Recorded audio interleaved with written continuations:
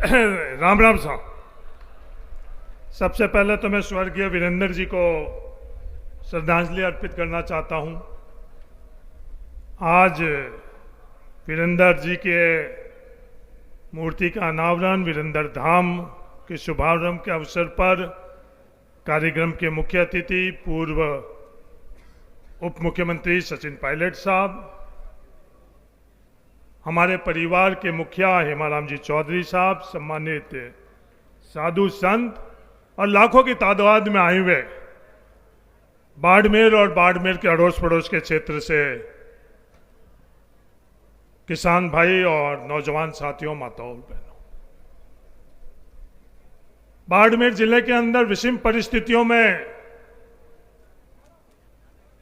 जहां हम लोग सभी मजदूरी करा करते थे और मजदूरी भी उन ढोरों के ऊपर, उस जमीन पर जहां 4-4 साल तक बारिश भी कई बार नहीं पड़ती थी, उस जमीन पर हम लोग मजदूर से हम लोगों को सरकार के एक फैसले खातेदारी के अधिकार ने किसान बनाया 1954 में, खातेदारी का अधिकार और टीनेंसी एक्ट।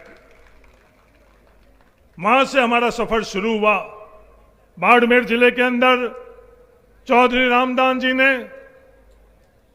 किसान बोर्डिंग के रूप में हम लोगों के लिए एक दुनिया का सबसे बेहतरीन मंदिर दिया, जिसके माध्यम से मेरे जैसे हजारों किसान परिवार के लोग आगे बढ़ने के लिए उस मंदिर के माध्यम से हम लोगों के जीवन के अंदर एक बहुत बड़ी ऊर्जा, मदद और वो माध्यम रहा।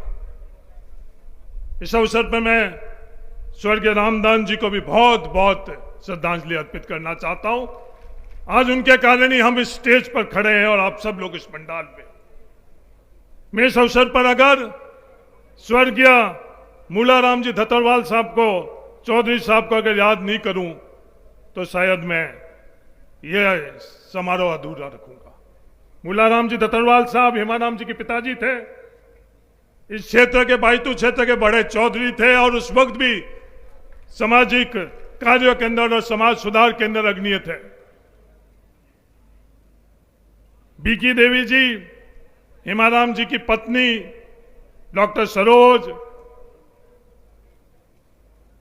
सुनीता जी, तेज सिंह जी, तमाम परिवार को आज मेरे पास शब्द नहीं है धन्यवाद देने के लिए।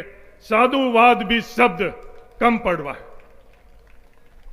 आप जिस सोच से, जिस मकसद से आपने ये काम शुरू किया है, लाखों की तादाद में आप सब लोग यहां पधारे हो, उसी सोच और उस प्रयास को बल देने के लिए आप पधारो। इसके लिए आप तमाम लोगों को तहे दिल से धन्यवाद देना चाहता हूं।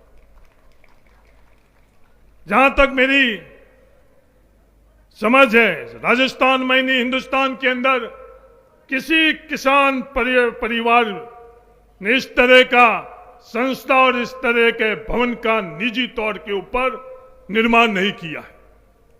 अगर कहीं किया हो तो वो मेरी नजर के अंदर नहीं है।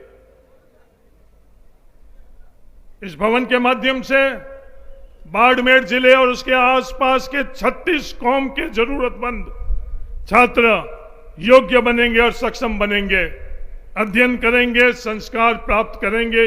वो अलग बात है, उस खातेदारी के अधिकार के माध्यम से हम आगे बढ़े। वो कृषि क्षेत्र आज उसी देश के अंदर उस सोच जो उसका विरोध कर रहे थे वो सफल हुए और हम लोग आज संघर्ष कर रहे हैं इस कृषि क्षेत्र को आज जो कमजोर और लगभग खत्म कर दिया गया। इसके कारण खारापार के एक शिक्षक सारण साहब ने पिछले दिनों में गन्ना करी, लक्ष्मण जी डेलू ने मुझे बताया, जो बाजरी हम लोग बोते हैं वो 42 रुपए के अंदर हम लोगों को घर में पड़ती है, और वो बाजरी आज बाजार में जब हम लोग बेचने जाते हैं तो उसके क्या भाव मिलते हैं।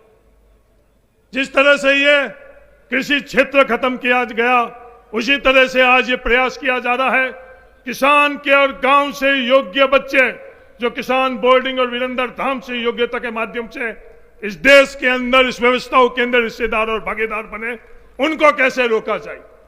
उसी सोच के कारण चाहे वो जातिगत जनगणना की बात हो, वही सोच, वही वर्ग, वही लोग मजबूती से आज जातिगत जनगणना को रोक रहे हैं वो सफल हो रहे हैं और आज हमको वो का वो संघर्ष करना पड़ रहा है।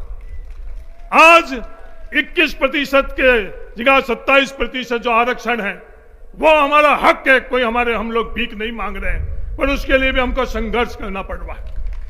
आज 21% जो आरक्षण है, जब भर्ती होती है तो आरक्षण के अंदर हम लोगों को 0% और 1 और 2% मिल रहा है। वही संघर्ष हमको वापस करना पड़ रहा है जो हमारे पूर्वजों ने किया। आज हम लोगों को संघर्ष करना पड़ रहा है। लोग बड़े यश लेते हैं, लोग बड़ी बातें करते हैं कि सरकार हमने बनाई, पर ये सरकार जो हमने बनाई, इस सरकार के सामने हम लोगों को संघर्ष करना पड़ता है। ये संघर्ष किस कारण करना पड़ता है? नौजवान साथियों और किसान भाइयों, अगर ये चीज आप समझ लोगे तो हमारे को आने वाले पीढ़ियों के अंदर संघर्ष नहीं करना पड़ेगा। बहुत विरले हैं सुनीता जी और तेज सिंह जी जैसे, जो हेमाराम जी की सोच को उस परिवार के अंदर आगे बढ़ाने के लिए अपना सब कुछ लगाया है। वरना आज के जमाने में आज की पीढ़ी सिर्फ अपने आप के लिए सोचती है और अपने परिवार के लिए सोचती है। मेरे इस अवसर के ऊपर आप तमाम लोगों से यही निवेदन है, जागृत हो, शिक्षित हो, संगठित हो, हक के लिए संघर्ष करो। आने वाले वक्त के अंदर सिर्फ हिस्सेदारी से संतुष्ट नहीं हो, आने वाले वक्त के अंदर व्यवस्थाओं के अंदर नेतृत्व हम लोग किस प्रकार से कर सकें। हमारे आदर्श रामदास जी डोकिया, हमारे आदर्श गंगाराम जी, हमारे आदर्श हेमाराम जी ने जो संघर्ष किया है, जो इन लोगों ने पीड़ा के बावजूद भी इन लोगों ने हम लोगों के लिए एक मार्ग प्रशस्त किया है, उस मार्ग पर बढ़ते हुए हम लोग आगे कैसे बढ़े, आगे बढ़ने के लिए आप सब लोगों को शुभकामनाएं। और तहे दिल से मैं सचिन पायलट जी आपको भी धन्यवाद देना चाहता हूं कि आपने समय निकालकर, आज भी नहीं, जिस दिन हेमाराम जी चौधरी साहब को सबसे ज्यादा जरूरत थी, हम परिवार के लोगों के बाहर जाकर चंद लोग ही हेमाराम जी चौधरी साहब को व्यक्तिगत तौर पर संबल बढ़ाने के लिए आते थे, उसमें आप उस वक्त जब आप आते थे, वो ऋण हमारे लिए सबसे बड़ा है। आपका पद, आपकी राजनीतिक ताकत से जो आप लोगों ने दिया है, उससे बड़ा जिस वक्त हम लोगों को उस चीज की जरूरत थी, आप सचिन पायलट जी आकर आप हमारे परिवार के साथ खड़े रहे। तहे दिल से आज मैं सार्वजनिक तौर के ऊपर आपको धन्यवाद देना चाहता हूं। धन्यवाद। जय हिंद। राम राम।